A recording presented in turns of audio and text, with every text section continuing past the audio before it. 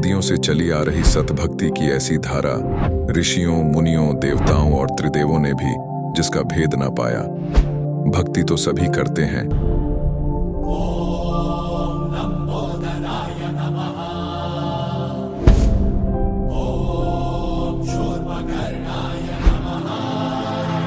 और हरदम यह सोच रहती है कि रहने के लिए आलीशान घर हो, घूमने के लिए बड़े बड़े पार्क हो, खाने पीने के लिए स्वादिष्ट भोजन हो, हम कभी बीमार ना हो, कभी दुखी ना हो और कभी भी ना मरे।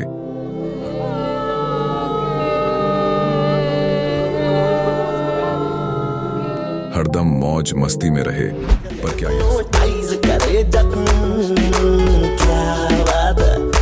पर क्या यह संभव है? हम सब इतनी भक्ति करते हैं, व्रत करते हैं, श्राद्ध निकालते हैं, कावड़ लेकर आते हैं, बोले बोले, बोले, अरे बोले बोले, बोले। मंदिरों में जाकर मूर्ति पूजा करते हैं,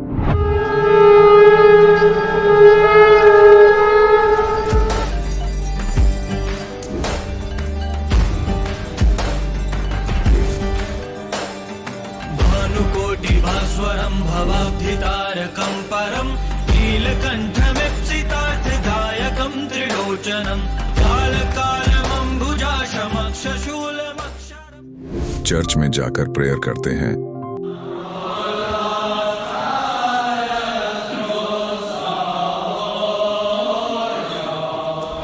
मस्जिद में जाकर नमाज अदा करते हैं,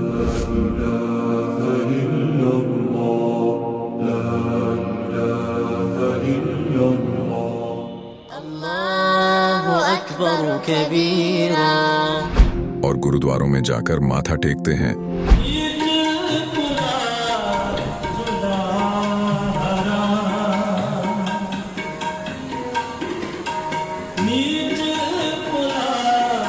फिर भी दुखी क्यों है?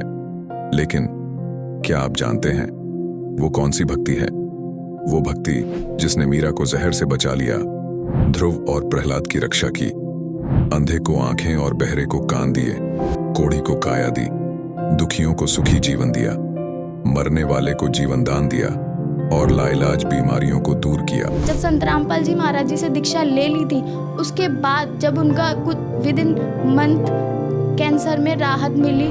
जैसे हम लोग परमात्मा का आदेश आया, हम लोग हॉस्पिटल गए और ऑपरेशन कराया। भगत जी 1 रुपया का भी दवाई माता जी को खाना नहीं पड़ा, और जो डॉक्टर कैंसर है बताते थे, वही डॉक्टर के मुख से हमने ये सुना भगत जी कि ये चमत्कार कैसे हो गया। तो हॉस्पिटल में दिखाया तो कैंसर घोषित कर दिया डॉक्टर ने यहाँ। तो फिर इसके इलाज के लिए घूमे, इलाज भी नहीं हुआ, तो फिर घर पे थक के बैठ गए। कैंसर के लिए जिंदल हॉस्पिटल में रहा, उसके बाद सपड़ा हॉस्पिटल में रहा, उसके बाद जयपुर को दिखाया, उसमें कोई इलाज नहीं हुआ। संत रामपाल जी महाराज जी ने चरणामृत प्रसाद दिया और आशीर्वाद दिया और भक्ति ज्ञान दिया, और उसके बाद मैं तंदुरुस्त हूँ। हर दिन में अपना सब कुछ खाता हूँ, मुझे कोई समस्या नहीं। मेरे को बीमारी ये थी सर कि ब्लड ट्यूब में मेरे को एक प्रकार का पस आ गया था और इन्फेक्शन हो गया था। उस इन्फेक्शन को डॉक्टर लोग वो कह रहे थे कि इसमें आपको ऑपरेशन करना पड़ेगा। आश्रम पहुंचने में परमात्मा का नामदान लिया और जो उन्होंने मुझे उपदेश दिया, उस उपदेश देने के बाद उन्होंने आशीर्वाद दिया। आशीर्वाद देने के बाद तत्क्षण में मेरा ये रोग वहीं के वहीं दर्द बिल्कुल ठीक हो गया। भक्ति सभी करते हैं, लेकिन उपरोक्त लाभ सिर्फ सतभक्ति से ही प्राप्त होते हैं।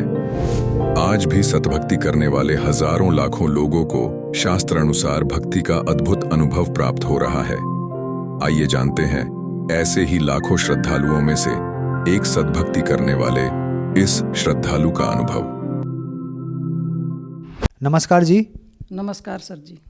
क्या नाम है जी आपका? मेरा नाम शकुंतला दासी है जी। माता जी कहाँ से हैं आप?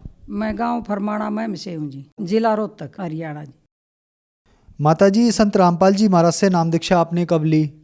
मैंने जी 31 जनवरी 1997 का नाम दीक्षा ली थी जी। माता जी आप कोई ना कोई भक्ति साधना तो करती ही होंगी, तो अपने भक्ति सफ़र के बारे में बताइए कि आपने क्या क्या भक्ति साधनाएं की हैं।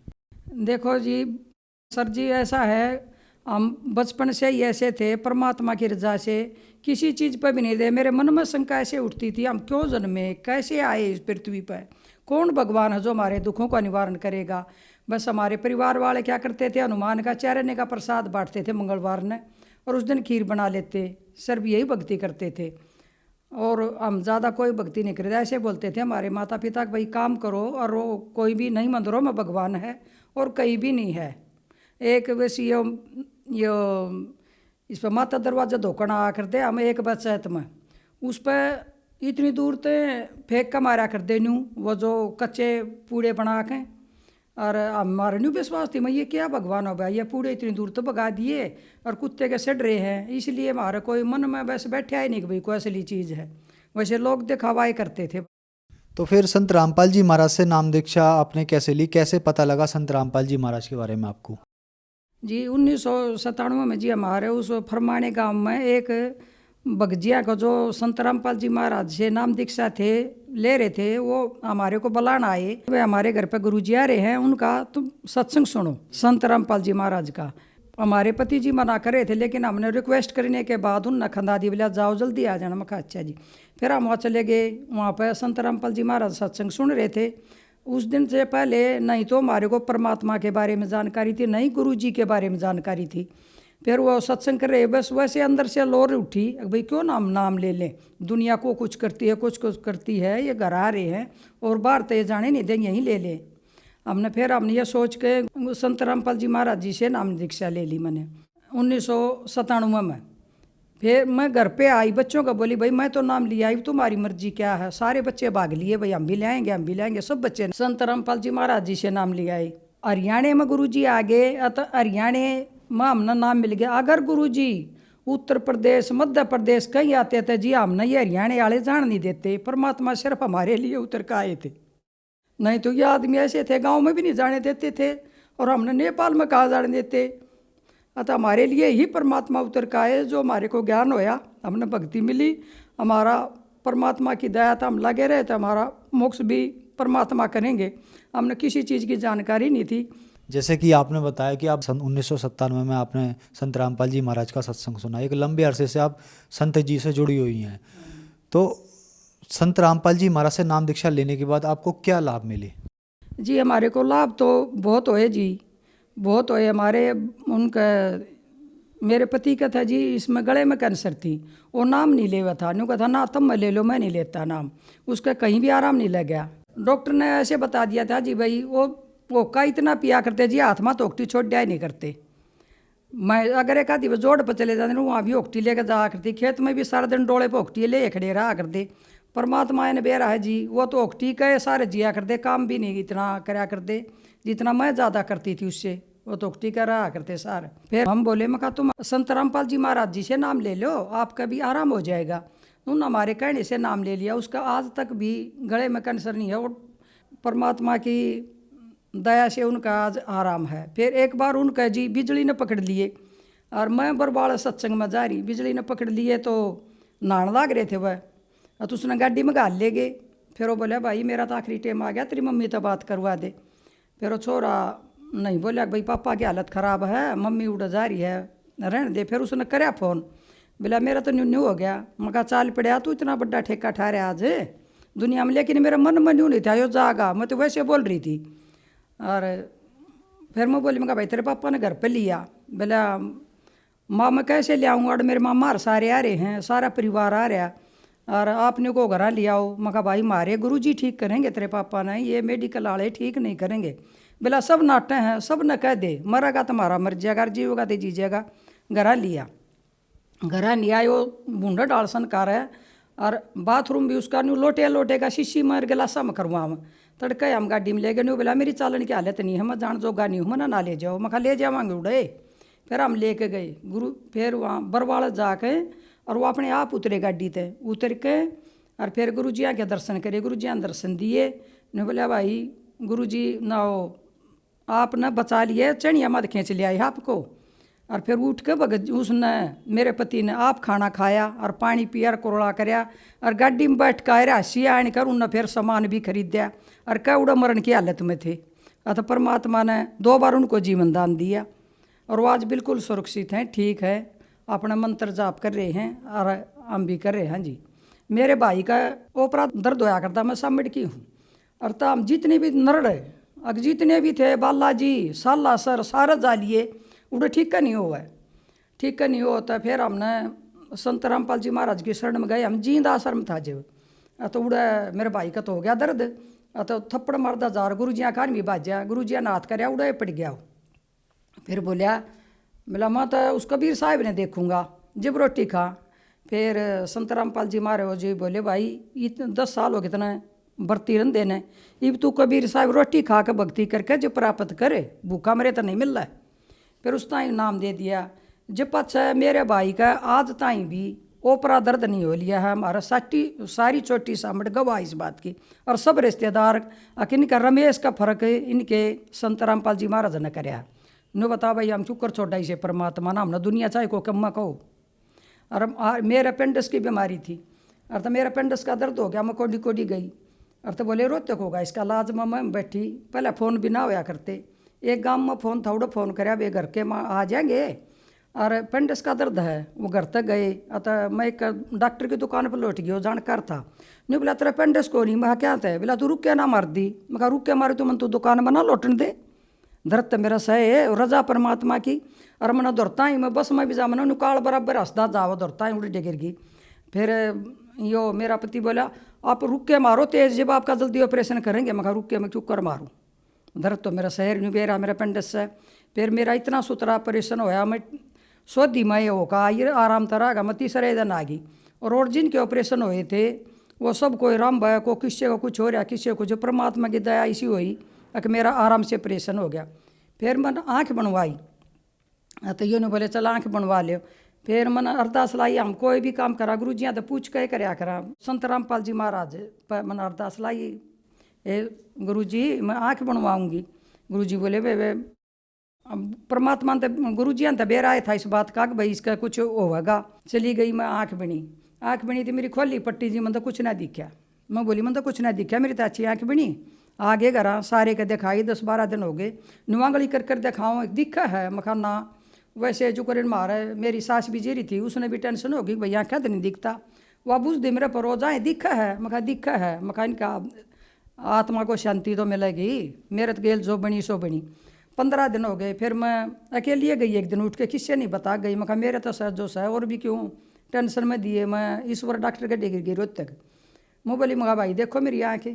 उनने देखी, 1 बग गई, 2 बग गई, तीसरा फिर मैं कहा रे ऐसा कुछ भी इलाज को नहीं। फिर उनने बोला बैठ माता जी, एक बार बैठ गई। उसने काट गो चिमटी सिर मेरी माँ तो काट के दे दी। बोले ले जी माता जी, वो लाग रहा था तेरा तो टक्कर ठीक हो गया। परमात्मा की दया है मन 15 दिन में दिखना शुरू हो गया। जब पाचा मैं सेवा करूँ मैंने गोए भगवान आपकी सेवाएं के लिए मेरे को आँखें दे दो। जब पाचा परमात्मा ने आँखें दे रही दी मेरा, और मैं सेवा करूँ सोशल मीडिया की। परमात्मा ने से चमत्कार ने बताऊँ मैं कैसे बोल लो भाई, शरीर है यो परमात्मा का दया तो ठीक से, किसी का कुछ है किसी का कुछ है। वही परमात्मा संत रामपाल जी हमारे इतने लाभ दिए, सारा परिवार हमारा शरण में है, बिल्कुल ठीक है सब। तो संत रामपाल जी महाराज के बारे में ये कहा जाता है कि वो देवी देवताओं की पूजा छुड़वाते हैं, तो ये बात कहाँ तक ठीक है? ये जी सारी झूठी है। देवी देवता की छुटवाते नहीं, वो तो बताते हैं। जैसे इनको मतलब ये बोलती हैं बोला लोकमा नाम दे, मैं कहा हमारे गुरु जी लोकमा नाम नहीं देते। पहले तो हमारे गुरु जी पुस्तक दिया कर दे, एक छोटी सी किताब है नाम रटो, और अनपढ़ ने कहा कर दे बच्चे पे सीख लियो। मैं कहा हमारे लोकमा नाम को नहीं, और दई देवता के तो नाम रटा। हाँ, दई देवता के नाम छुटवाते नहीं, वो विधि अनुसार बताते हैं हमारे संत रामपाल जी महाराज। छुटवाते नहीं किसी की भी भक्ति, और बुराई छुटवाते हैं। चोरी जारी नु कहना घने नेम से, माँ घने नेम नहीं घनी बीमारी छुटवाव है, नेम तो एक भी को नहीं। चोरी छुटवाव, जारी छुटवाव, झूठ बोलनी, चर्चा चुगली, अग भाई मंदिराम धकने खाने, इब 2-2 को 500 किलोमीटर पाया जाव है। मका मरते जी सा आ गया, सोड़ में बैठे बैठे राम के नाम लिया। हाँ मरत मौज आ गई, और ना तो हमने भी देख लोग यहाँ गया उड़ो जाना पड़े पाया। मत कहा खुर मेरी जिठानी जा कर आए, मका जाना है सदा बस में डिगर जा गोडे भी क्यों तोड़वावा उड़ के कम से। अरे या आड़े मुआए मूर्ति धरी है, मका बिना नाड़ की उड़ जी इतनी दूर जाओ काल पांदी। हम तो कहाँ बहुत सा, लेकिन बोलना हमारा दौर को नहीं, क्यों परमात्मा ने उसने संत रामपाल जी महाराज ने हमारे ताई ज्ञान इतना दे दिया कि हमारे ताई नू उल्टा जवाब नहीं दे सकता कोई। तो जो दर्शक आज आपको टीवी पर देख रहे हैं और ख़ास करके हरियाणा वासियों को आप क्या कहना चाहेंगे? मैं तो हरियाणा वासियों को यही कहना चाहूँगी, देखो परमात्मा 10 चैनलों पे तो सत्संग आता है, वो सुनो और पुस्तक पढ़ो। और गीता का ज्ञान सब कहूँ कहो हम पढ़ रहे हैं, लेकिन गीता का एक भी पन्ना कोई उल्ट का पढ़ता को नहीं। अगर पढ़ लो तो आपको ज्ञान हो जावे, और बिना मास्टर बिना गीता पढ़ के चाहे रोज पढ़ लो। तो गुरु बिना ज्ञान नहीं, ज्ञान बिना भक्ति नहीं, भक्ति बिना मुक्ति नहीं। ये वैसे कह रहे हैं हरियाणा वासियों को, ये कह रही हूँ मैं, हाथ जोड़ कर विनती करते हैं। हम तो संदेश तो क्या दे सकते हैं, अब तुच्छ जीव हैं, परमात्मा नाम अपनी शरण में ले लिए। हम तो नहीं कहा भाई जीने की राह पुस्तकें पढ़ो, ज्ञान गंगा पढ़ो, भाई सत्संग सुनो, अपना यो अनमोल जीवन व्यर्थ ना गंवाओ। ये हमारे को भी तकलीफ होती है जब जवान लड़के मरते हैं। हमारे गुरुजी कहते हैं, गुरुजी रामपाल जी महाराज, अगर हमारी शरण में जो नियम से रहेगा, माँ बाप का गए बेटा बेटी नहीं मरेगा, ये हम ठोक कर कहते हैं। अब जिनके बेटा बेटी मरे हैं वह माँ बाप रोवे, हमने भी दुख हो है। हम न्यू का अगर सब ने ले लो, राम का नाम परमात्मा संत रामपाल जी महाराज मरण नहीं देंगे, नाम खड़ नहीं होगा तो मृत्यु भी नहीं होएगी। दुख तो होता है। आप हम ये कह रहे हैं, आप इनकी सोचो समझो और इनका ज्ञान लो और आओ अपना जीवन सफल बनाओ। माता जी, आपने जैसे कहा कि गुरु बिना ज्ञान नहीं, गुरु बनाना जरूरी है, मतलब तो गुरु बिना ज्ञान नहीं या गुरु बनाना जरूरी है, तो संत रामपाल जी ही गुरु क्यों? और भी तो बहुत सारे गुरु हैं। और जी किसी के पास ज्ञान नहीं, मैंने सबका सुन लिया। मैं अब भी देखती हूँ कि गुरु संत रामपाल जी महाराज की तरह मैंने तो सुना उनका ज्ञान, उनको जी कह का भी ज्ञान है, उनको ज्ञान नहीं। वो भी ऐसे बोलते हैं जैसे एक दिन राधा स्वामी आला कर भाई बिल्ली राई काट गई, ये न्यू करया करो, ये बात तुम्हारे बालक जाने हैं। इन मत जी एक भी अंश का भी ज्ञान का नाम निशान नहीं है, ना इनके पास नाम है ना इनके पास ज्ञान है। जैसे शास्त्र अनुकूल हम भक्ति करेंगे तो हमारे को परमात्मा ने दे रखा है, हमारे को लाभ मिलेगा। और न्यू ये ज्ञान है, शास्त्र विधि अनुसार हम भक्ति करांगे तो काम आओगी। अगर शास्त्र विधि ने त्याग का मनमाना आचरण करांगे तो कोई काम नहीं आवे। पुस्तकां चाहे तुम दिन रात पढ़े जाओ, तो असली टीचर पढ़ाएगा, असली गुरु होगा। असली गुरु की क्या पहचान होती है? गुरु जी बोलते हैं, अंधे को आँख दे, कोडी को काया दे, निर्धन को धन दे, बांझ को पुत्र दे। ये हमारे संत रामपाल जी महाराज करते हैं और शास्त्रों के अनुसार ये ज्ञान बताते हैं, ये सबको पूर्ण करते हैं। पृथ्वी पर आज ऐसा संत कोई नहीं है जो सारी चीज़ पूरी कर दे। ये हमारे संत रामपाल जी महाराज सबकी पूरी करते हैं। हमारे देखी परखी हमने कितने साल हो गए, 25-26 साल हो गए, ऐसे परमात्मा संत है नहीं कहीं, हम क्यों कर मानना भाई। हम तो सबको ऐसे बोलते हैं, आप आओ परमात्मा संत रामपाल जी की शरण में और अपना जीवन सफल बनाओ। जैसे इस चैनल पे सत्संग साव है, इनके नीचे एक पट्टी चले, उस पर फ़ोन नंबर हैं, उन पर कॉन्टैक्ट करो, नज़दीकी नाम केंद्र पर जाकर अपना नाम दीक्षा लो और अपना जीवन सफल बनाओ। माता जी, हमारे चैनल पर अपने अनुभव बताने के लिए आपका बहुत बहुत धन्यवाद।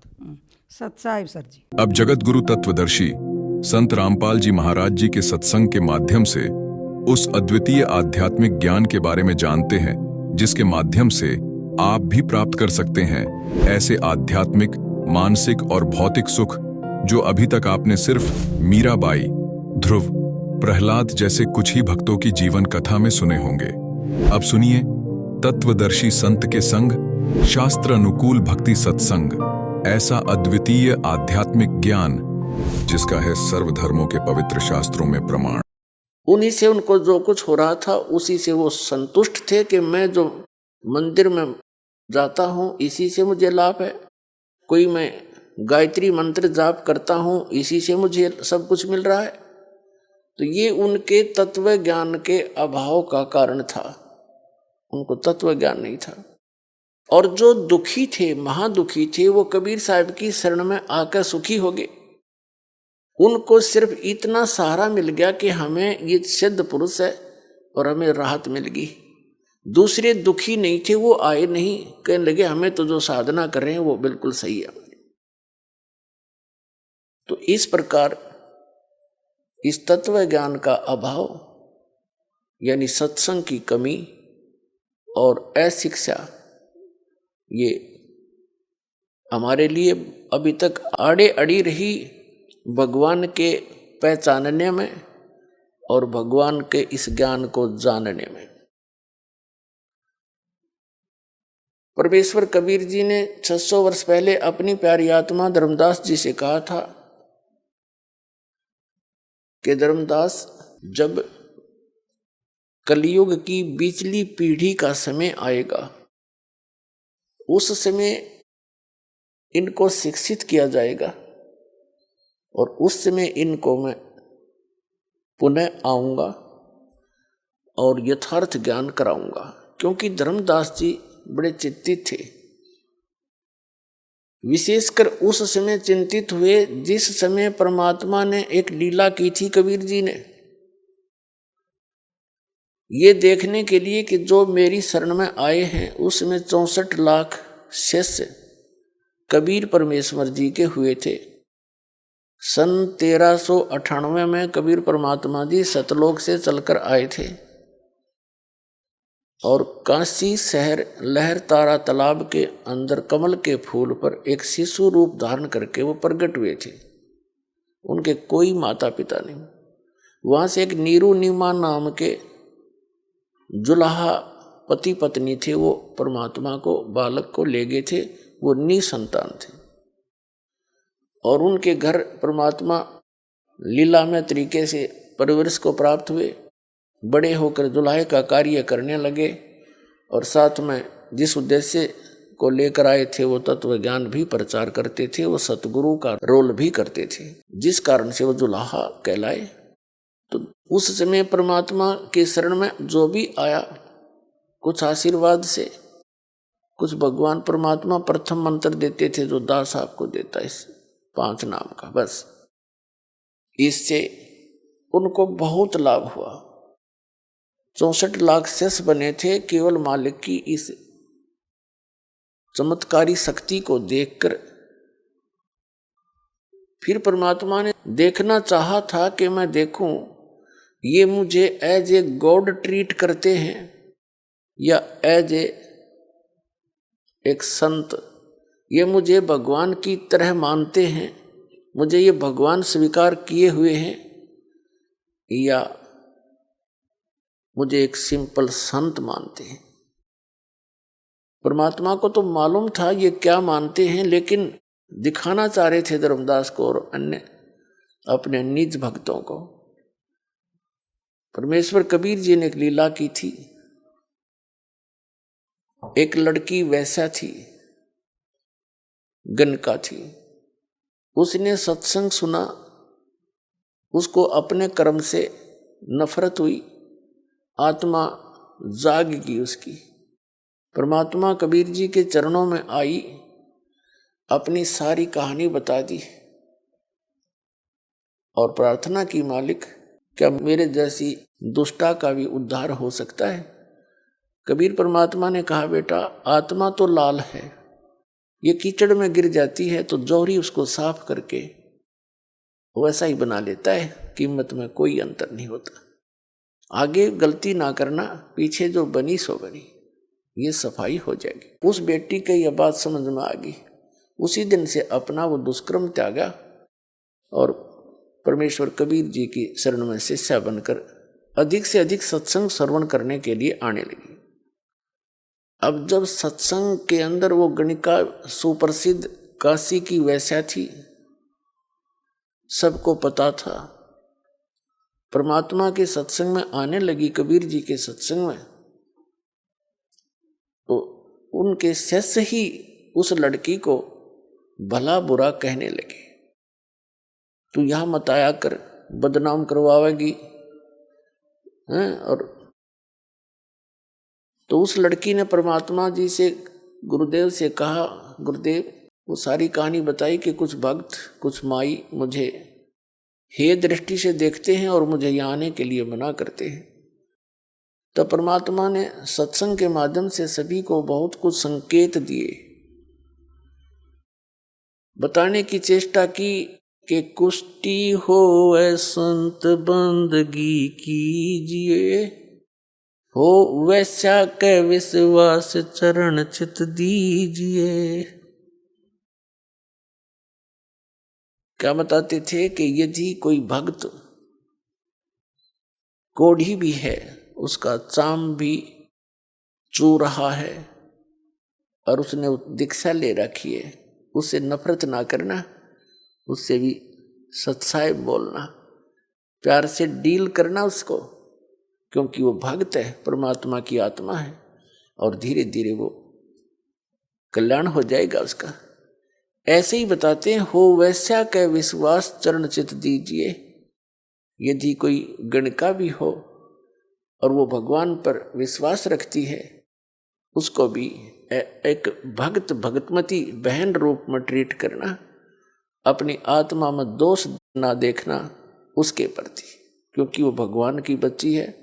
धीरे धीरे बुराई छूटेगी, क्योंकि जब तक मैला कपड़ा साबुन और जल के संपर्क में आवेगा नहीं तो निर्मल कैसे होगा। तो ये सत्संग एक जल और साबुन दोनों का काम करता है। यहाँ आएंगे, कोई शराब पीता है, कोई सिगरेट पीता है, कोई मांस खाता है, कोई रिश्वत लेता है, कोई चोरी करता है, कोई दुराचार करता है। यहाँ आएंगे, उनको पता चलेगा, उनकी आत्मा साफ होगी तो तभी बुराई छूटेगी। चाहे कोई डाके मारता है, चोर है, जब उसको पता चलेगा तू ऐसा जुल्म कर रहा है, इसको कहाँ भरेगा, कीड़े पड़ेंगे कुत्ता बनकर सिर में, खाज लगेगी, माया यही रह जाएगी, तू लूट लूट कर जा रहा है, ले जा रहा है, या कोई भी बुराई कर रहा है, उसका कितना भयंकर परिणाम तुझे भोगना पड़ेगा। तो अज्ञानता से गलतियां बड़े बड़े महापुरुषों से भी होगी, और अच्छी आत्माएं तुरंत त्याग देती हैं, सतर्क हो जाती हैं, आगे फूक फूक कर कदम रखती हैं। तो ज्ञान सत्संग से ही होता है। कोई भी यहाँ आओ, सत्संग एक ओपन सथल होता है, सबके लिए अलाउड है, और सत्संग सुनेंगे तो बुराई छूटेगी। बहुत कुछ परमात्मा समझाया करते थे, लेकिन एक और हमारे अंदर दोष है, हम गुरुदेव से अतिरिक्त अपने को ज्यादा बुद्धिमान मानने लग जाते हैं, और जब सुख हो जाता है, क्योंकि ये तो एक सुख का सागर है कबीर परमात्मा, इनकी शरण में आने से जीव को सुख तो होगा ही होगा। जैसे एसी रूम है, एयर कंडीशनर, और उसके अंदर कोई आता है गर्मी में, उसमें तो आती इसको राहत मिलेगी मिलेगी, वो वातावरण ऐसा है। तो सुख होते ही हमारे अंदर एक दोष है, हम भगवान से ही दूर होना प्रारंभ कर देते हैं। तो कबीर साहब कहते हैं, वो सुख भी आपके लिए बहुत बुरा सिद्ध हो गया, अभिशाप बन गया आपके लिए।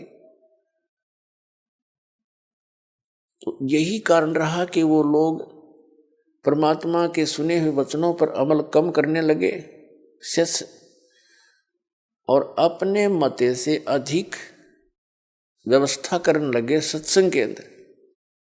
और ये सबसे बड़ी मार खाता प्राणी, अपना अपना मता नहीं चल सकता, या तो जो सतगुरु का आदेश हो उसी को सिरोधार्य रखे।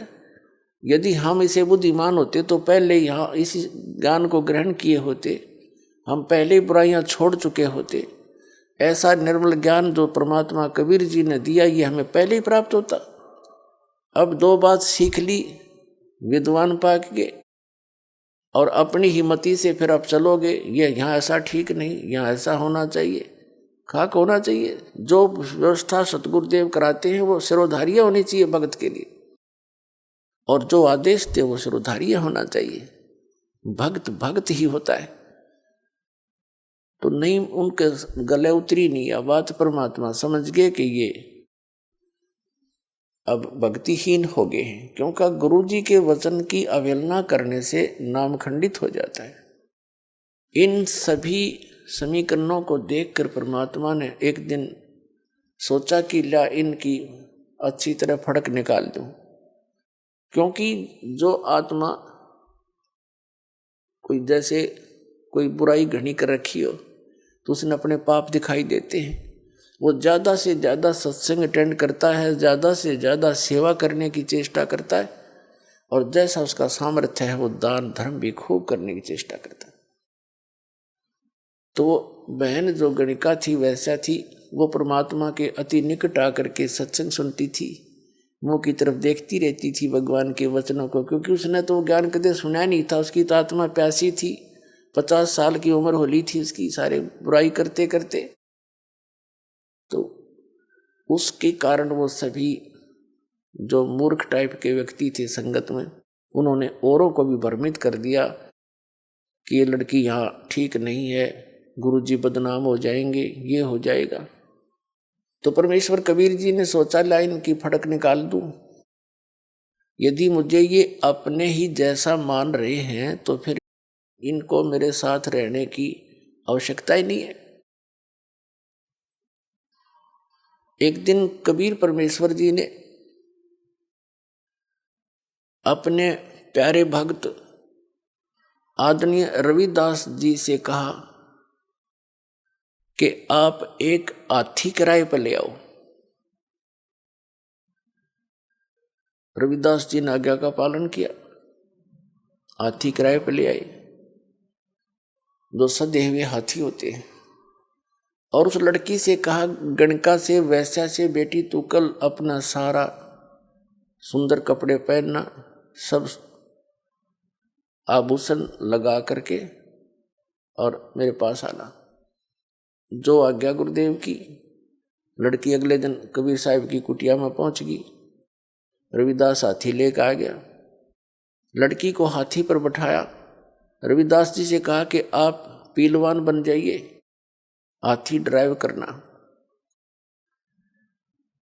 और लड़की को रविदास के पीछे अपने दोनों के बीच में बैठा लिया और एक बोतल में, सफेद शीशी में बोतल में गंगा जल भर लिया, जैसा अन्य व्यक्तियों को ऐसा लगे कि ये शराब ले रखी है। और उस लड़की गणका के कंधे पर हाथ रख लिया, हाथी पर बैठ के कबीर भगवान ने, और उस गंगा जल को ऐसे पी रहे हैं और ऐसे मस्ती में बैठे, ऐसे जूझ रहे हैं जैसे एक शराबी गतिविधि करता है, ऐसे करने लगे। और रविदास जी से कहा कि मेन बाजार है जो काशी का, उसके बीचों बीच निकाल दे हमारी सवारी ने। अब रविदास जी ने उस मेन बाजार में से निकाल दिया। अब जो भी देखे रहे सरेआम वैश्यावर्ती, देखो बहन बेटियों का बाहर निकलना दुब्बर हो गया, बाप बेटा क्या देखेंगे, ये कौन है, सब बताओ, ये तो कबीर है जुलाहा। और सभी कहते थे हम तो पहले कहा करते थे, हमें पता था कि वहाँ क्या होता है, वहाँ वैश्या भी सुप्रसिद्ध जाया करती थी। आज देख लो सरेआम होगी या साची, जो चर्चा जनता में चला है वह झूठी नहीं होती। ले भाई, तो उनके कबीर साहब के जो शिष्य थे उनको बुला लिया में वो दूसरे कि देखो तुम भगवान बताया करते जिसको, ये देखो तेरे भगवान के कर्म, सरेआम शराब पी रहा है, नशे में इसको पता नहीं तू कहाँ घूम रहा है, और वैश्या को साथ लिए। अब वो नकली तो हो रहे थे सारे चेले, उनको विश्वास ही नहीं था अपने भगवान पे। जब सुख होता था जब तो भगवान थे, और एक छोटी सी लीला देखकर हमने वो शैतान हो गए हमारे लिए, तो हम इतने नालायक हो गए थे। तो सभी ने परमात्मा से मुंह मोड़ लिया और कहने लगे हम तो कभी कभी जाते थे, हम तो जाते ही नहीं थे, हमने तो एक दिन नाम लिया था फिर गए नहीं, मुझे तो एक दिन वो दूसरा ले गया था, मैं ना जाया करता। यानी लोक लाज के कारण अपने परमात्मा से 64 लाख विमुख हो गए। उधर से क्या हुआ, जो कबीर परमात्मा के विरोधी हो गए थे, उनके इन सत वचनों से कि तुम्हारे जितने भी धर्मगुरु हैं, चाहे वो हिंदू के हैं चाहे मुसलमान के, ये यथार्थ ज्ञान इनके पास नहीं है, तुम्हें मिसगाइड कर रहे हैं, इनके द्वारा बताई साधना से तुम्हारी गति नहीं होगी। जिस कारण से वो हिंदू और मुसलमानों के जो धर्मगुरु थे वो कबीर साहब के पहले ही शत्रु हो चुके थे। बहुत सी यातनाएं कबीर साहब को उन्होंने दी थी, लेकिन परमात्मा पर उनका कोई असर हुआ नहीं था, तो उनका दाव लग गया। और विशेषकर परमात्मा ऐसी लीला उस दिन किया करते थे जिस दिन दिल्ली का सम्राट सिकंदर लोधी काशी बनारस में अपने दौरे पर जाता था। उन दिनों में दिल्ली का सम्राट यानी भारत का, पूरे भारत का राजा, वो भी अपने छोटे राजाओं की खबर लेने के लिए, जैसे काशी का नरेश वहाँ उसमें वीर देव सिंह बघेल थे, तो उनके पास जाते रहते थे। उनकी सारी राजकाज की वो नजर रखते थे, क्योंकि वो सब उनके अंतर्गत होते थे। उसी समय परमात्मा ने ये लीला की। सभी हिंदू धर्म के आचार्य, शंकराचार्य और अन्य जितने मंडलेश्वर थे, उनका सबका दाव लग गया।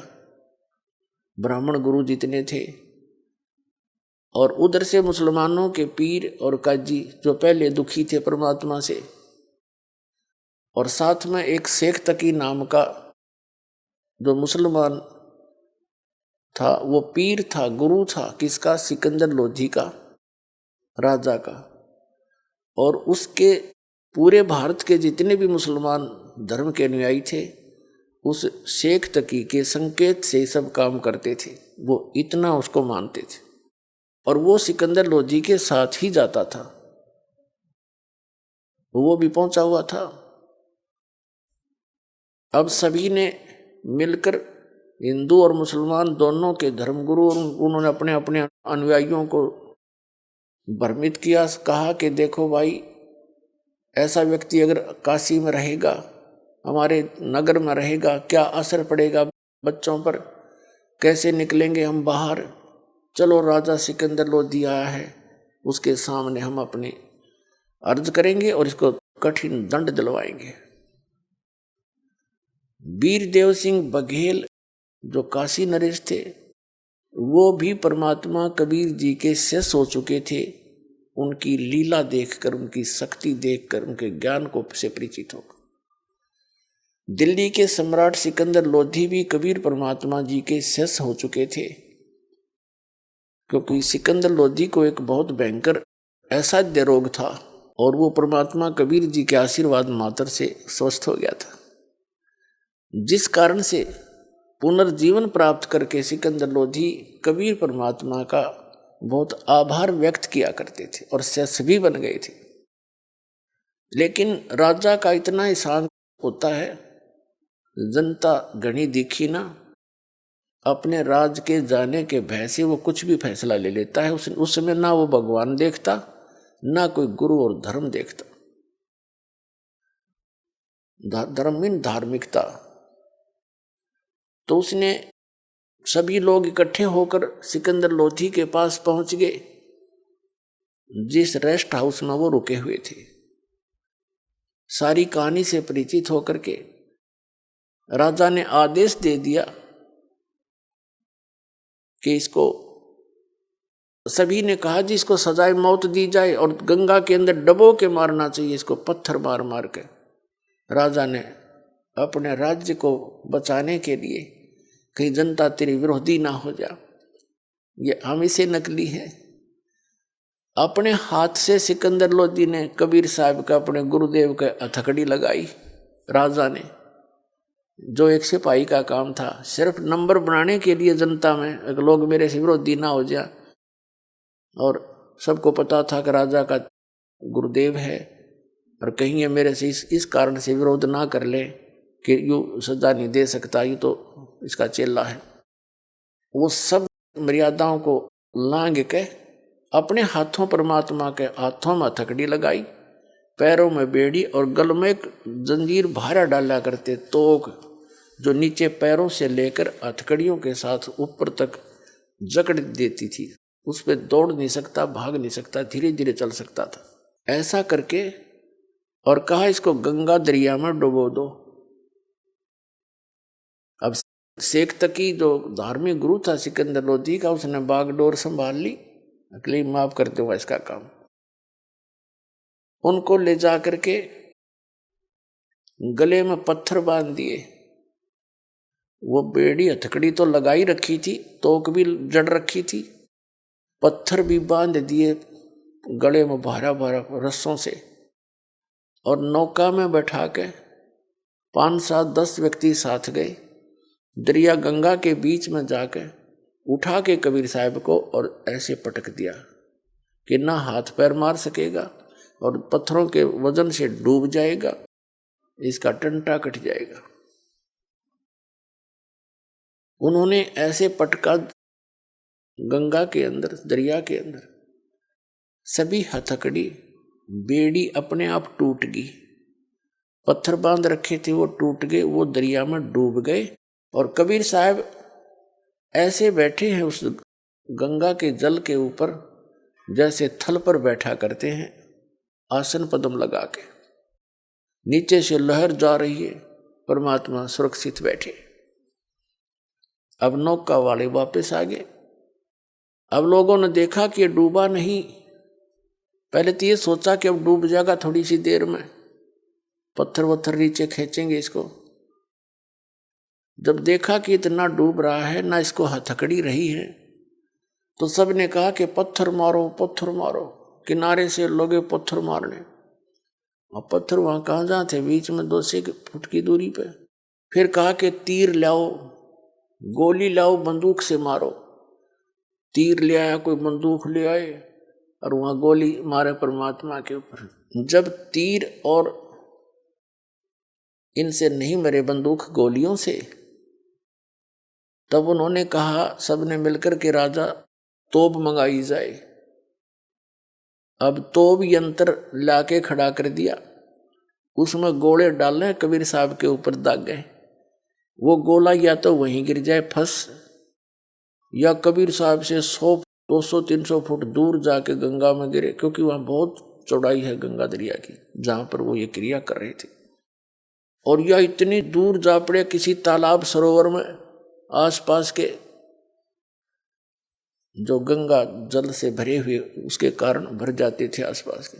ऐसे परमेश्वर की लीला को आदरणीय गरीबदास साहिब जी, गांव छुडानी, जिला झज्जर, हरियाणा वाले ने परमात्मा से परिचित उस ज्ञान से समझकर, जानकर यथार्थ रूप में वर्णन किया। यहाँ थोड़ा सा वर्णन आदरणीय गरीबदास साहिब जी का आपको देते हैं, क्योंकि पुण्यात्माओं, आज तक आपने कौड़ियों को तो लाल समझ रखा था, और लाल को हमने कौड़ी जानकर कहीं फेंक रखा था कूड़े में। अब दास ने पहचाना उस लाल को, क्योंकि लाल के गुणों से परिचित हुआ, और उस लाल को उठाकर आपके सामने ला रहा हूं कि जिनको तुम लाल समझकर लिए हुए हो वो लाल नहीं है, वो समर्थ भगवान नहीं है। और समर्थ के बिना कोई सुख हो ही नहीं सकता, आपकी गति नहीं हो सकती, आपके यहाँ भी पाप नाश नहीं हो सकते, आपके प्रारब्ध के जो पाप कर्म है वो नहीं कट सकते, और आप सुखी नहीं हो सकते। यहाँ भी दुख और आगे भी आप दुखी होगे। केवल समर्थ कबीर परमात्मा से ही आपको यहाँ भी सुख मिलेगा। आप जो प्रारब्ध के पाप के कारण आप कष्ट में हैं, और जब तक ये पाप नाश नहीं होगा इतने कष्ट मिटे नहीं। जैसे कोई रोगी किसी रोग से पीड़ित है, और रोग जब तक नहीं कटेगा वो सुखी हो ही नहीं सकता। तो ये प्रारब्ध का जो पाप है, इसके कारण से जो आपको कष्ट है, कोई घर में समस्या है, कोई धन हानि हो रही है, या कोई पुत्र में गड़बड़ है, या पुत्र वधू का दिक्कत है, तो इस तरह की जो प्रारब्ध कर्म पाप के कारण दुख है, ये पाप नाश होने से सुख होगा। तो पाप नाश केवल कबीर परमात्मा ही कर सकता।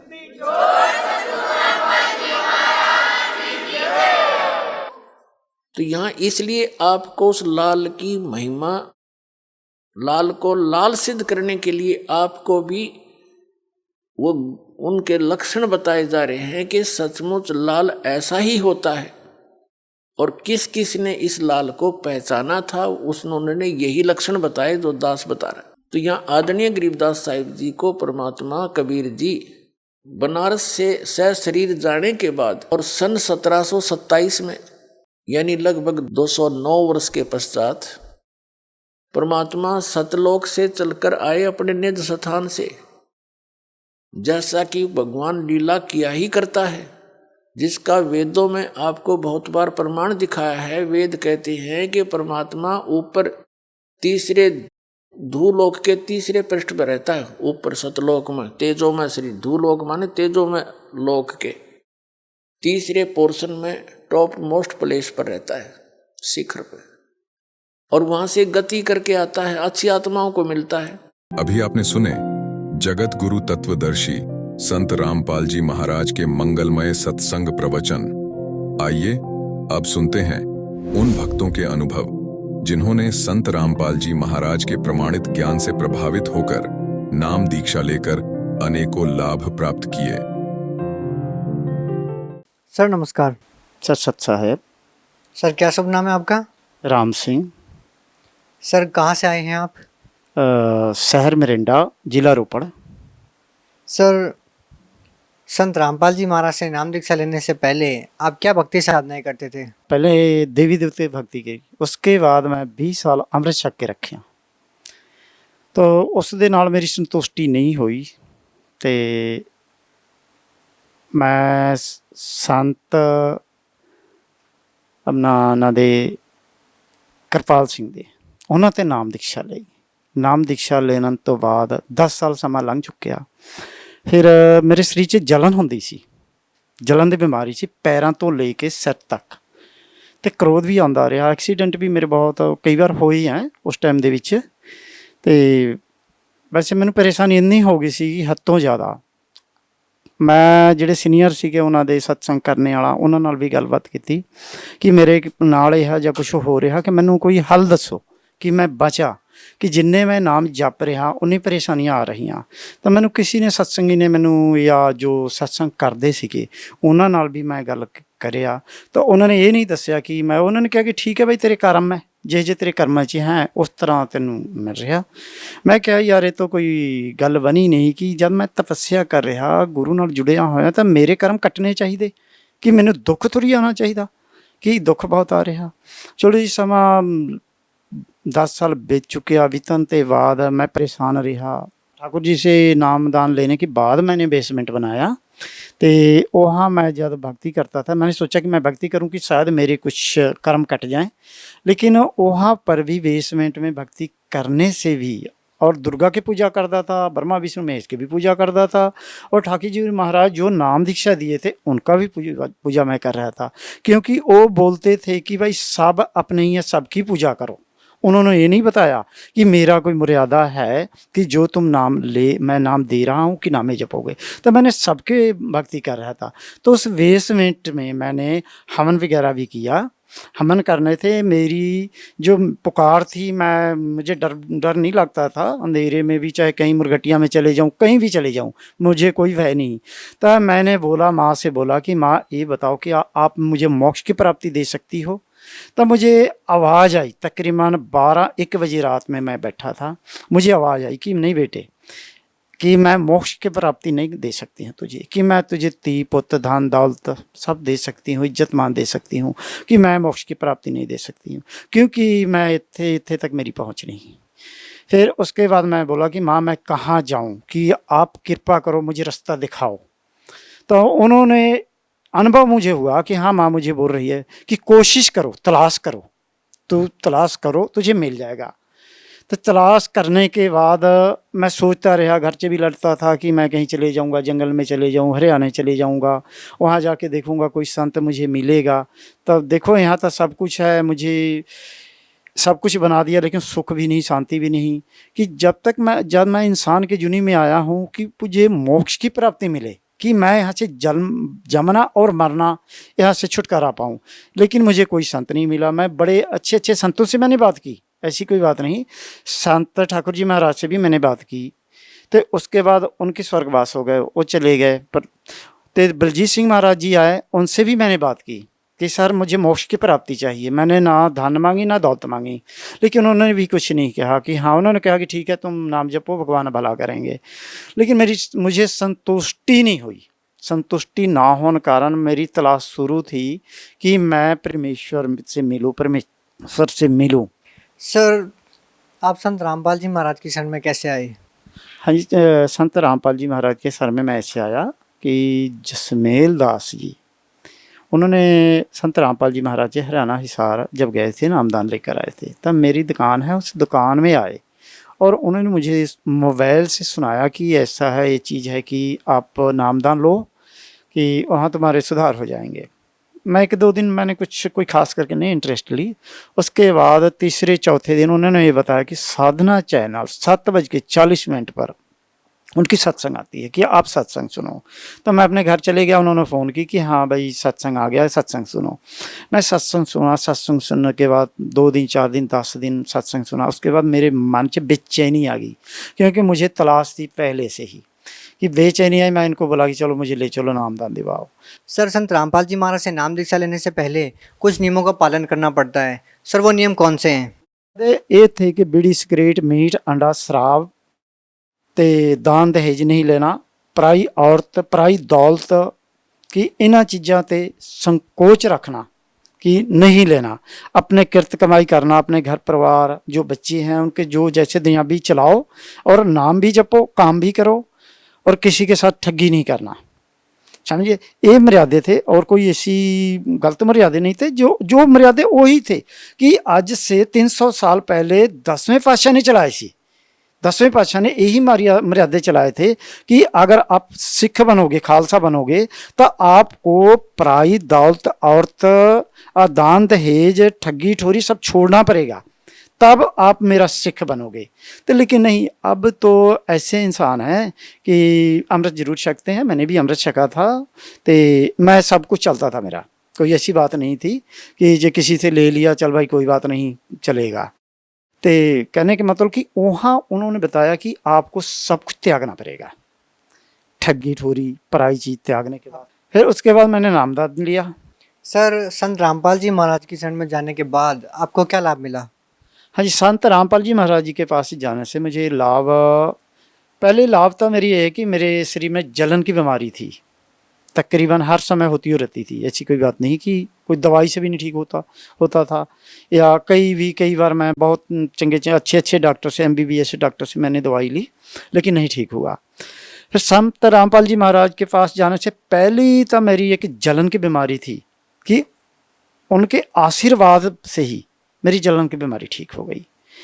दूसरी बात है कि मेरे घर परिवार में हर समय झगड़ा लड़ाई करते ही रहते थे हम तकरीबन। तो एक लड़ाई झगड़ा बंद हो गई, हमारे घर में शांति, मेरे मन में शांति हुई। दूसरी लाभ है कि जो कारोबार, पहले मेरे पास पैसे आते जरूर थे पर जाते कहाँ थे ये मुझे मालूम नहीं होता था। अब मेरे घर में पैसे भी खर्चते हैं। पहले कभी घर वाली बीमार हो गई, कभी बच्चे बीमार हो गए, कभी मेरे पोते बीमार हो गए, लेकिन वो बात नहीं है। अब मैं बेशक मैं अकेला नामदान लिया हूँ, मेरे बच्चे नहीं लिए हैं, मुझे कोई ये नहीं कहते कि आप नामदान क्यों ले। उनको बहुत खुशी है कि जो आपको अच्छा लगता है ठीक है आप ले लिए नामदान, बहुत अच्छी बात है। मुझे इतना ज्ञान हो गया संत रामपाल जी महाराज के पास जाके कि मुझे देवी देवता के पूजा करने से क्या बेनिफिट है और पूर्ण परमेश्वर कबीर परमेश्वर के पूजा करने से क्या बेनिफिट है। शास्त्र अनुसार संत रामपाल जी महाराज है ना, वो शास्त्र अनुसार पूजा बताते हैं, शास्त्र अनुकूल बताते हैं कि जो देवी देवता के पूजा करते हैं उनको मालूम नहीं, क्योंकि मुझे भी मालूम नहीं था। अब मुझे इतना ज्ञान हुआ मेरे संत रामपाल जी महाराज के पास जाने से कि नहीं, मैं हिंदू हूँ तो मुझे सिख हूँ तो मुझे ग्रंथ साहब के अनुसार पूजा करना चाहिए। अगर हिंदू है तो उनको गीता जी के अनुसार पूजा करनी चाहिए, अगर सिख है या ईसाई है तो उन्होंने बाइबल और कुरान के अनुसार करनी चाहिए। कि मैं वो सोच के आज जितने भी फ़ोटो थे वो अपने अपने जगह पर पहुंचाने के बाद मैं आज बिल्कुल संतुष्ट हूँ, खुश हूँ। कोई जलन की बीमारी नहीं है, कोई मुझे दवाई लेने की ज़रूरत नहीं है। मेरे कारोबार जो पहले इच्छा थी है मैं ये कर लूँ, है मैं वो कर लूँ, कोई इच्छा नहीं है, लेकिन काम मेरे सब चलते हैं। कोई पैसे की प्रॉब्लम नहीं है, घर में लड़ाई नहीं है, मेरे बच्चे बहुत मेरे कहने में हैं और परिवार में मेरी हर तरह से तकरीबन ठीक हूँ मैं। सर, संत रामपाल जी महाराज जी किस धर्म को श्रेष्ठ मानते हैं? हाँ जी, संत रामपाल जी महाराज जी हमें यही बताया जी, हमारी जाति है, मानव धर्म हमारा है, हिंदू मुस्लिम सिख ईसाई धर्म नहीं कोई नहीं आ रहा। समझिए कि मेरे गुरु जी है कि धर्म प्रति कोई ऐसी बात नहीं करते कि वो सब ये कहते हैं कि बच्चे हैं हमारे, सब मेरे बच्चे हैं कि चाहे हिंदू है, चाहे मुस्लिम है, सिख है, चाहे ईसाई, उनके लिए कोई धर्म नहीं है, एक कोई है, सब इंसान। इस करके मेरे गुरु जी के सोचने के अनुसार वही मैं सोचता हूँ कि मैं भी यही सोचता हूँ कि मैं घूमता फिरता हूँ, कारोबार मेरा पेपर का है, मैं हर एक इंसान से संपर्क है मेरा, मेरी भी सोच भी ऐसे ही होगी। जो मेरे गुरु जी ने मुझे बचाया उसका प्रभाव मेरे ऊपर भी है। मैं भी धर्म नहीं मानता हूँ क्योंकि मैं इंसान हूँ, जैसे गुरु जी मुझे समझाते हैं सिखाते हैं उसी तरह से मैं भी चलता हूँ। सर, कुछ लोगों का कहना है कि संत रामपाल जी महाराज अन्य धर्मगुरुओं की निंदा करते हैं। संत रामपाल जी महाराज अपने सत्संग प्रवचनों में अन्य धर्मगुरुओं के ऊपर कटाक्ष करते रहते हैं। सर, क्या संत रामपाल जी महाराज अन्य धर्मगुरुओं की निंदा करते हैं? नहीं, संत रामपाल जी महाराज मेरे किसी धर्मगुरु के निंदा नहीं करते। वो ये कहते हैं कि अगर आपको मालूम नहीं है, ये भी नहीं कहते कि आपको ज्ञान नहीं है, वो ये कहते हैं कि आप नहीं पढ़े शास्त्र को तो आप शास्त्र पढ़ो, कि मेरे पास ज्ञान गंगा किताब है, ठीक है, आप पढ़ लो, पढ़ के अपने ग्रंथ मिलाओ, मिलाने के बाद ठीक है मेरे पास आओ, आम चर्चा कर लो, बैठो। बड़े प्यार सत्कार से बुलाते हैं, निमंत्रण देते हैं कि आप आओ मेरे पास बैठ के बातचीत करो, अगर ठीक है तो आओ मेरे साथ जुड़ के, जितने भी आत्मा हैं सबको तलाश है परमेश्वर की, आप इसको भरमाओ मत, इसको तबाह मत करो, इसको लाइन। ठीक है, मैं ये नहीं कह रहा हूँ कि मैं परमेश्वर हूँ, लेकिन ज्ञान देखो, जो शास्त्र में लिखा हुआ उसको मानो। आप मुझे भी मत पूछो कि मैं क्या हूँ, अब शास्त्र 4 वेद हैं, चारों वेद में पढ़ो और देखो, उसके अनुसार ज्ञान दो। और मेरे पास ठीक है, मेरे पास आके जैसे भी है विचार करो, जो भी है, कि जो मेरे गुरुजी हैं किसी को भरमाते नहीं, किसी की निंदा नहीं करते हैं। वो तो एक गंदे नाले से गिरे हुए इंसान को निकाल के ना अच्छे स्वस्थ पानी में और परमेश्वर के साथ जोड़ना चाहते हैं। परमेश्वर के साथ जितने जो धर्मगुरु हैं वो, क्योंकि उनको ज्ञान नहीं है, ज्ञान इस करके नहीं कि काल ने पहले ही भरमाया हुआ है। सर, आप भगत समाज को क्या संदेश देना चाहते हैं? भगत समाज को मैं संदेश तक क्या दे सकता हूँ, मेरी कोई आवश्यकता नहीं, इतने जोग मैं नहीं हूँ, लेकिन मैं ये ज़रूर कहूँगा भगत समाज को कि देखो, ये समय से बार बार नहीं आता कि आप और कुछ नहीं तो ज्ञान गंगा पुस्तक है और कई ऐसी पुस्तक हैं कि पढ़ें, पुस्तक भी नहीं मंगा सकते हैं आप, सत्संग आते हैं, सत्संग आप जिले में तकरीबन नाम बनाया कि नामदान लें, नाम अपनी जीवन सफल। तो यह तो हम बार बार आए, लाख 2 बार, कदे कुत्ता कदी गधा कदे कुछ, ये तो सब जानते। इंसान के जुनी मुश्किल है, 1,84,000 जुनी भूला भटका मिल जाता, तो मुश्किल है कि जब जानते हुए फिर भी हम कोशिश नहीं करेंगे। कोई भी संत है या कोई भी देवी देवता नहीं, मेरे ताए नहीं, दुनियावी तौर से काम ये करते हैं, मुझे बेनिफिट कैसे होना चाहिए, अगर मैं दुनियावी, क्योंकि मैं ले जा नहीं सकता, फिर भी मैं सोचता हूँ कि कैसे होना चाहिए, जबकि मुझे आत्मा है, ये मरती नहीं। या फिर कुत्ते गधे के जूनी में जन्म होगा, हाल होगी, कैसे हम रहेंगे, व्यतीत करेंगे, घोड़ा बनेंगे, क्या बनेंगे। संत राम है कि बच्चों आप मत हो, ज्ञान समझो, पढ़ो, पढ़ने के बाद आप शिक्षा लो, अपने घर में अपने बच्चों को कमाओ और अपने घर में रहो। देश यही देना चाहता हूँ कि भाई बहन से मेरी यही प्रार्थना है, आप संत रामपाल के नाम दीक्षा लें और जीवन के सुधार कराएं। बहुत बहुत धन्यवाद। सत सह